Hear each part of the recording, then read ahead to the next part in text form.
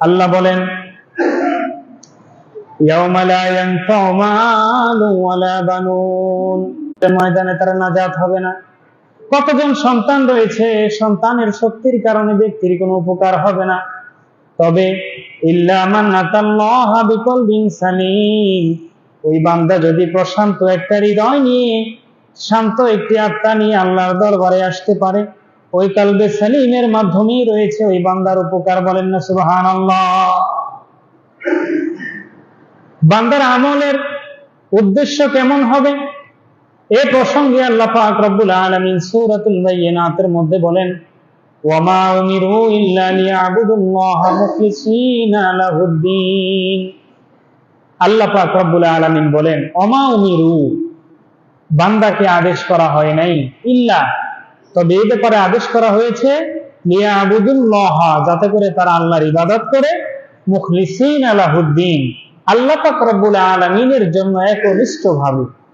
পৃথিবীর কোন ব্যক্তি, পৃথিবীর কোন বস্তু, পৃথিবীর কোন লোভ লালসার জন্য নয়, বরং ইবাদত বন্দেগী যতটুকু হবে, যত কিঞ্চিত, যত সামান্য হোক আর যত বেশি হোক, ইবাদতের পরিমাণ কম হোক কিংবা বেশি হোক, সর্বক্ষেত্রে ইবাদতের মাধ্যমে বান্দা নিয়াত করবে আল্লাহর সন্তুষ্টি এবং একনিষ্ঠতা এই ইবাদতের মধ্যে থাকতে হবে। বলেন না সুবহানাল্লাহ।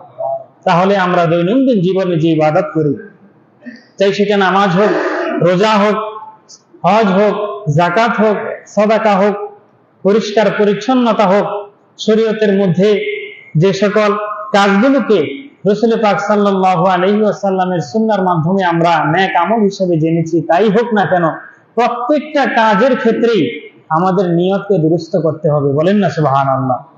এজন্য রাসূল পাক সাল্লাল্লাহু আলাইহি ওয়াসাল্লাম বলেন, আখলিস দীনাকা ইয়াকফিকাল আমালুল কালিল। ও উম্মত, দুনিয়ার জমিনে তুমি যতটুকু আমল করবে, যতটুকু আল্লাহর ইবাদত বন্দেগী করবে, ওই ইবাদত বন্দেগীর সাথে তুমি ইখলাস পরিপূর্ণভাবে রাখবে, একনিষ্ঠতা রাখবে। তুমি যদি একটা টাকাও সদকা করো, সদকার নিয়ত হবে আল্লাহর সন্তুষ্টি। তুমি যদি এক রাকাত নামাজ আদায় করো, এক রাকাত নামাজের নিয়ত হবে আল্লাহর সন্তুষ্টি।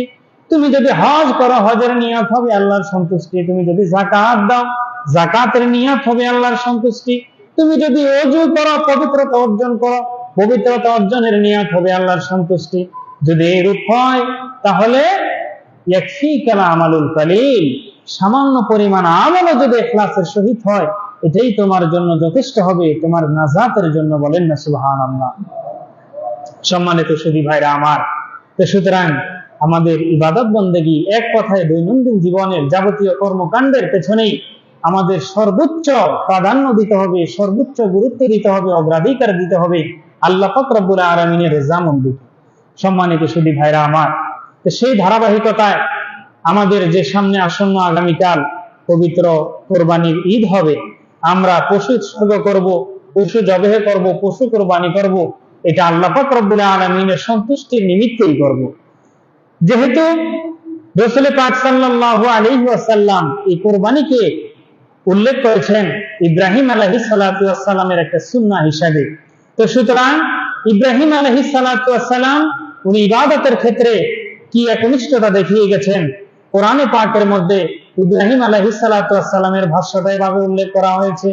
আল্লাহ পাক রব্বুল আলামিন বলেন, হযরত ইব্রাহিম আলাইহিস সালাতু ওয়াস সালাম তার জাতিকে হেদায়েতের পথে আহ্বান করার জন্য, তাদের কতগুলো বাতিল মতবাদ, বাতিল দাবিকে অসার প্রমাণ করার জন্য যখন পূর্ব দিগন্ত থেকে সূর্য উদিত হলো, তখন ইব্রাহিম আলাইহিস সালাতু ওয়াস সালাম তার জাতিকে উদ্দেশ্য করে বলেন, হাযা রাব্বি, এটাই রব, এটাই প্রতিপালক।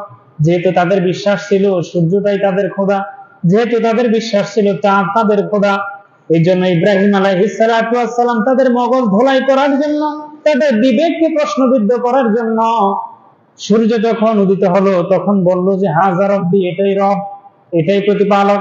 সূর্য যখন পশ্চিম আকাশে অস্ত গেল, অস্তমিত হয়ে গেল, তখন ইব্রাহিম আলাইহিস সালাতু ওয়াস সালাম বললেন, যেহেতু সূর্য এটা স্থায়ী নয়, এটা ক্ষণস্থায়ী, এটা একবার উঠে আবার ডুবে, তাহলে সুতরাং এটা কোশ্চিনকালে রব হতে পারে না, যেহেতু এটার কোনো স্থায়ী শক্তি নেই। বলেন না সুবহানাল্লাহ। আবার যখন ফালাম্মা রাআ শামসা বাযিগান ক্বালা হাযা রাব্বি, যখন সূর্য পূর্ব আকাশ থেকে উদিত সূর্য অস্ত গেলে তখন বললেন না রব হওয়ার যোগ্যতা তার মধ্যে নাই। আবার যখন আকাশ থেকে চাঁদ উদিত হলো তখন ইব্রাহিম আলাইহিস সালাতু ওয়াস সালাম বললেন এটাই তোমাদের রব, তোমাদের ধারণা অনুযায়ী। যখন চাঁদটা আবার ডুবে গেল তখন ইব্রাহিম আলাইহিস সালাতু ওয়াস সালাম বললেন ইন্নী লা উহিব্বুল লাফিলিন, যেই জিনিস স্থায়ী থাকে না, যেই জিনিসের উদয় আছে অস্ত আছে, যেই জিনিসের শুরু আছে শেষ আছে, সেই জিনিস কোশ্চিনকালে রব হতে পারে না। অস্তমিত জিনিসটা আমি পছন্দ করি না, বরং তিনি একনিষ্ঠভাবে ইবাদতের ক্ষেত্রে আমাদেরকে রোল মডেল, আমাদেরকে রূপরেখা দেখিয়ে গেছেন। সেটা হলো তিনি বলেন ইন্নী ওয়াজ্জাহাতু ওয়াজহিয়া লিল্লাযী ফাতারাস সামাওয়াতি ওয়াল আরদা হানিফান ওয়া মা আনা মিনাল মুশরিকিন। বলেন না সুবহানাল্লাহ।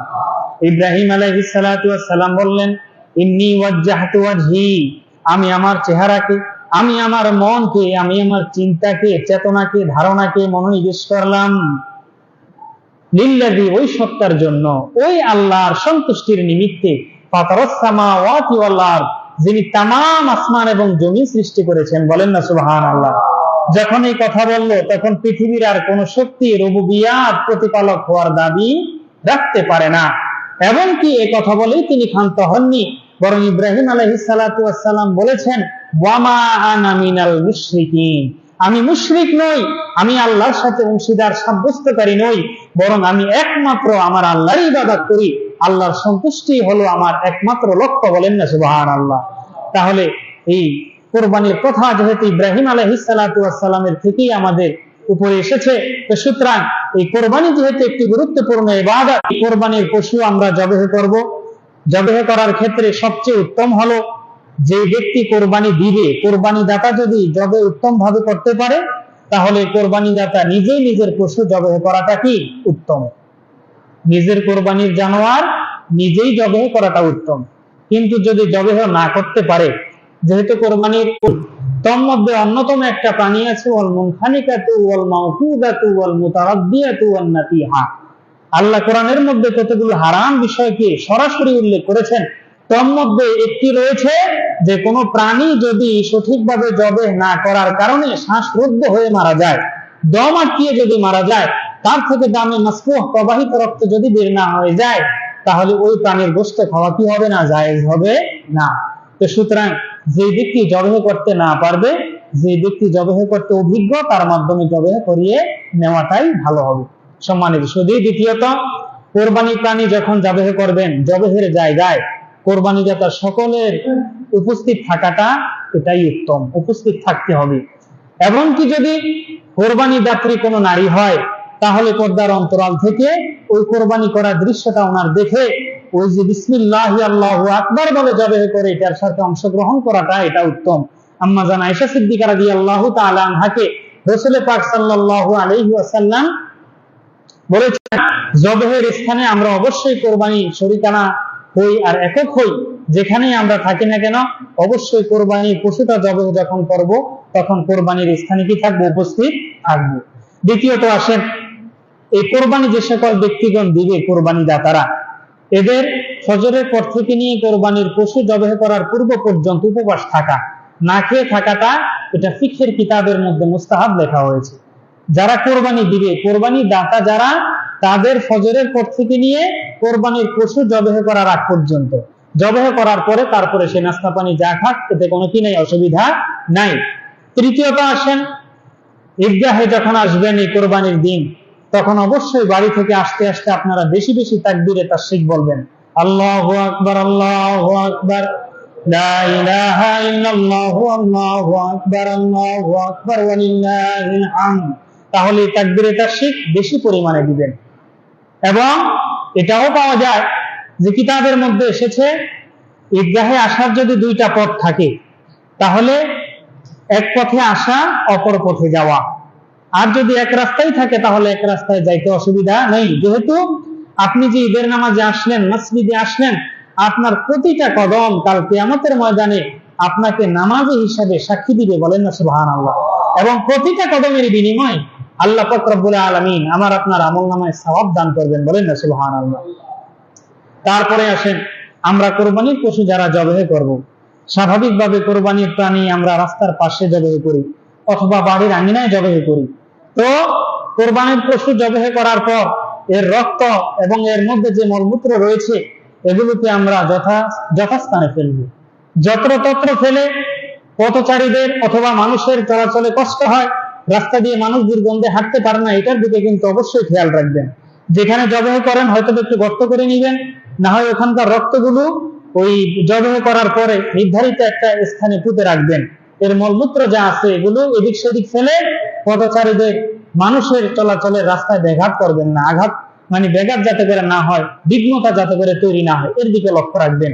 তারপরে আমাদের এই কোরবানির ক্ষেত্রে লক্ষণীয় বিষয় হলো, আমরা কোরবানির পশু যারা জবাই করি, কোরবানির পশুর পরিপূর্ণ আপনার দম শ্বাস যতক্ষণ পর্যন্ত পূর্ণাঙ্গ না যাবে, যতক্ষণ পর্যন্ত পশু নাড়াচাড়া করবে, ততক্ষণ পর্যন্ত তার চামড়া তোলার জন্য, চামড়া খসানোর জন্য আপনারা তার গায়ে ছুরি ব্যবহার করবেন না। যখন কোরবানির পশু জবাই হওয়ার পর পরিপূর্ণ স্থির হয়ে যাবে, বুঝবেন যে এর মধ্যে আর কোন রকমের স্পন্দন নড়াছড়া নেই, তখনই শুধুমাত্র তার চামড়া খসাবেন এবং অন্যান্য কাজ করবেন। আর জবাইয়ের ক্ষেত্রে সবচেয়ে উত্তম, যেহেতু আমি গত জুমায় আলোচনা করেছি, ইসমাইল আলাইহিস সালাতু ওয়াস সালামের জবাইয়ের সময়ও আল্লাহর নবী ইসমাইল নবী হযরত ইব্রাহিম আলাইহিস সালাতু ওয়াস সালামকে বলেছিলেন ছুরি ভালোভাবে ধার দেওয়ার জন্য। পশু আল্লাহর রাহে কোরবানি হবে, পশু আল্লাহর রাহে তার জীবন উৎসর্গ করবে, তার মাধ্যমে আমরা পরকালীন সওয়াব এটা প্রত্যাশা করি। তো সুতরাং এই পশুকে যে জিনিসের মাধ্যমে, যে হাতিয়ারের মাধ্যমে আপনি জবাই করবেন সেটা অবশ্যই ধারযুক্ত হতে হবে, এটা মুস্তাহাব হওয়া। আর যদি আপনি ধারযুক্ত কোন ধারালো অস্ত্রের দ্বারা জবাই না করেন, ভোতা অস্ত্রের দ্বারা যদি আপনি জবাই করেন, পশুর যদি কষ্ট হয়, এটা তাহলে সম্পূর্ণ মাকরুহ হবে, আপনি গুনাহগার হবেন। কথা বুঝতে পেরেছেন? তারপরে আসেন, এই কুরবানির মাধ্যমে আল্লাহ পাক রব্বুল আলামিনের একটা বিধান জমিনের মধ্যে বাস্তবায়ন করা হয়। কথা কোন ঠিক কিনা? বর্তমানে কিছু কিছু বুদ্ধিজীবী বামপন্থী যারা রয়েছে, নাস্তিক্যবাদ যারা রয়েছে, এরা বলে যে এই সমস্ত জীব হত্যা মহাপাপ, এই প্রাণীগুলোকে জবাই করে নিষ্ঠুরতা, বর্বরোচিত আচরণ এদের সাথে করা হয়। এটা আসলেই এদের কিল্লাতে ফাহাম, কম বুঝের কারণেই, কম বিবেকের কারণে তারা এই কথা বলে থাকে। আমরা যদি স্বাভাবিকভাবে জমিনের দিকে, আমাদের সৃষ্টি তত্ত্বের দিকে লক্ষ্য করি, তাহলে পৃথিবীর মধ্যে প্রাণী জগৎ দুই শ্রেণীতে বিভক্ত। কিছু প্রাণী জগৎ আছে যাদের দাঁতগুলো আল্লাহ সুচারুভাবে সৃষ্টি করেছেন, যেমন বাঘ, সিংহ, কুকুর, শিয়াল, নেকড়ে, হায়না। এদের দাঁত কিন্তু সুচালো, সমান্তরাল কোনো দাঁত নেই। এদের খাবার হচ্ছে গোশত, এই জাতীয় জিনিস। বাঘ কোনোদিনও ঘাস খাবে না, খাবে নাকি? কথা বল না ভাই, বাঘে ঘাস খায়? শিয়ালে ঘাস খায়? এগুলি ঘাস খায় না, যেহেতু তার সৃষ্টিগত ভাবে আল্লাহ পাক রব্বুল আলামিন তার দাঁতগুলোকে সমান্তরাল করেন নাই, বরং সুচালো করেছেন। কি করেছেন? সুচালো করেছেন।